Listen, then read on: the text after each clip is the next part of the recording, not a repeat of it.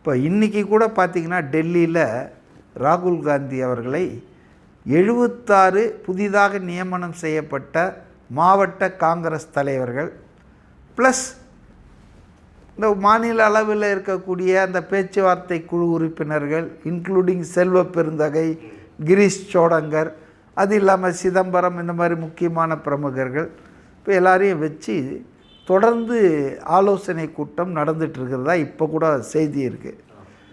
இது ராகுல் காந்தி தமிழ்நாட்டு கூட்டணியை பற்றி நடத்துகிற 2வது கூட்டம்.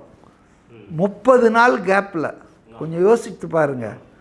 இப்போ வழக்கமாக தேர்தல் நடக்க போது அதனால் பேசுகிறாங்கன்னா மற்ற 4 மாநிலங்களை பற்றி ஒன்றுமே காணுமே. ஏன் தமிழ்நாட்டை பற்றி ஜனவரி 18 பேசினார், இப்போ இன்றைக்கி பிப்ரவரி 10 பேசுகிறாரு.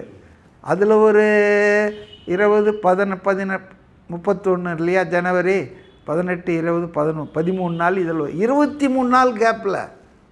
அப்போது ரொம்ப குரூஷியலாக விஷயங்கள் ஒரு உச்சக்கட்டத்தை அடைந்திருக்கின்றன.